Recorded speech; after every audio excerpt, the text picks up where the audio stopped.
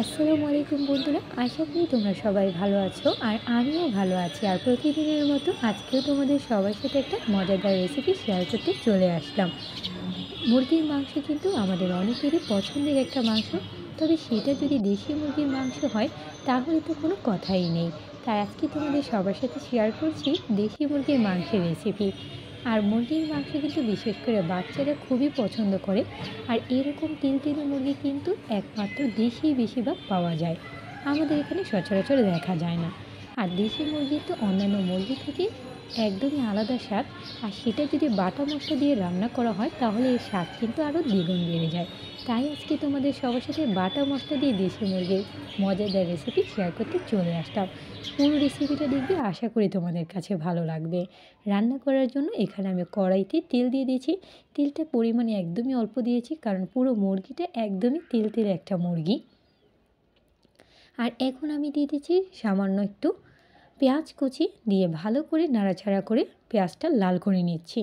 পেঁয়াজটা লাল হয়ে গিয়েছে, এখন আমি শুকনো মরিচটা বেটে রেখেছিলাম সে বাটা মশলাটা দিয়ে দিলাম। আর সাথে অল্প পরিমাণে একটু পানি দিয়ে ভালো করে মশলাটা কষিয়ে নিচ্ছি। এখন আমি একে একে আরও মশলা দিয়ে দিচ্ছি। এখন আমি এখানে অ্যাড করছি জিরা বাটা। এই দেশি মুরগির রান্নাটাতে যদি তোমরা জিরা বাটা ইউজ করে থাকো তাহলে এটার কিন্তু আলাদাই একটা ফ্লেভার চলে আসবে, খেতে ভালো লাগবে। আর এখন দিয়ে দিলাম আদা রসুন বাটা, দিয়ে ভালো করে মশলাটা কষিয়ে নিচ্ছি। আর এখন দিয়ে দিচ্ছি মশলাটা ব্যালেন্সটা একটু থাকার জন্য সামান্য পরিমাণে একটু হলুদের গুঁড়া। এতে কালারটা দারুণভাবে থাকবে, দেখতেও ভালো লাগবে। আর এখন দিয়ে দিচ্ছি স্বাদ মতো লবণ, কারণ খাওয়ার অনেকাংশই কিন্তু নির্ভর করে রান্নাটার উপর বা সেটার কালারটা কেমন। আর এখন আমি একে একে মাংসগুলো ছেড়ে দিচ্ছি। মশলাটাতে সবগুলো মাংস একে একে আমি ছেড়ে দিলাম। এখন ভালো করে মশলাটাতে মাংসগুলো নাড়াচাড়া দিয়ে কষিয়ে নিচ্ছি। এতে মশলাগুলো ভালো করে মাংসটাতে ঢুকবে আর মাংসটা খেতেও ভালো লাগবে।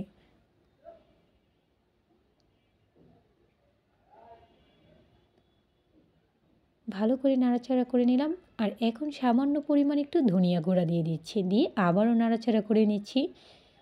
দেশি মুরগির মাংস কিন্তু একদমই দেখতে হাঁসের মাংসের মতো, এর স্বাদও কিন্তু হাঁসের মাংসের মতো একটু শক্ত। তাই এখন আমি নাড়াচাড়া দিয়ে একটু পানি দিয়ে এটা মাংসটা যাতে ভালো মতো গলে যায় কিছুক্ষণের জন্য ঢেকে রাখবো। এতে বাচ্চারা বা সবাই যে কোনোভাবে ইজিলি খেতে পারবে মাংসটা। নাড়াচাড়া দিয়ে আমি কিছুক্ষণের জন্য ঢেকে রাখছি, এতে মাংসটা ভালো মতো করে গলে যাবে। ঢাকনাটা তুলে নিলাম। এখনও মাংসটাতে পানি আছে আর বলক চলে এসেছে। আমি ভালো করে নাড়াচাড়া দিয়ে মাংসটা আবারও আমি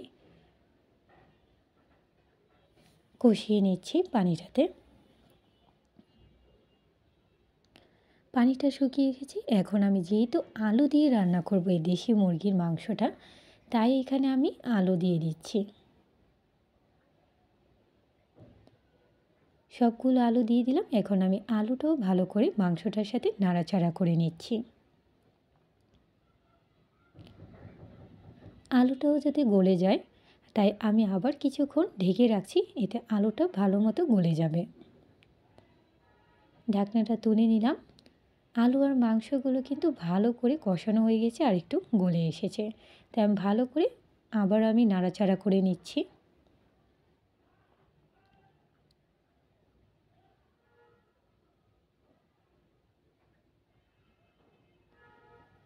নাড়াচাড়া করে নিলাম। যেহেতু আমি ঝোল রান্না করব তাই একটু বেশি করে পানি দিয়ে দিচ্ছি। তোমরা দেখতেই পাচ্ছ কালারটা কিন্তু সত্যি দেখতে অসাধারণ লাগছে, কারণ বাটা মশলার রান্না খুবই কিন্তু খেতে আর দেখতে সত্যি অসাধারণ লাগে।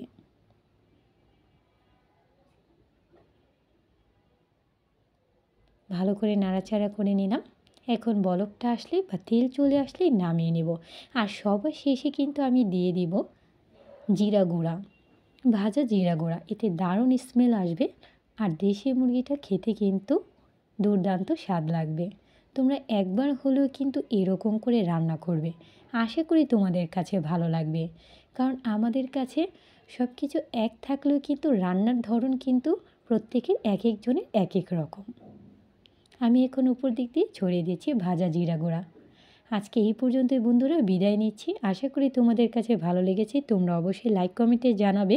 আর যারা তোমরা সাপোর্ট করেছো তাদেরকে ধন্যবাদ। যারা এখনও সাপোর্ট করেনি তারা সাপোর্ট করে ফেলো আমার নিত্য নতুন ভিডিও দেখার জন্য। আজকে এই পর্যন্ত, আল্লাহ হাফেজ।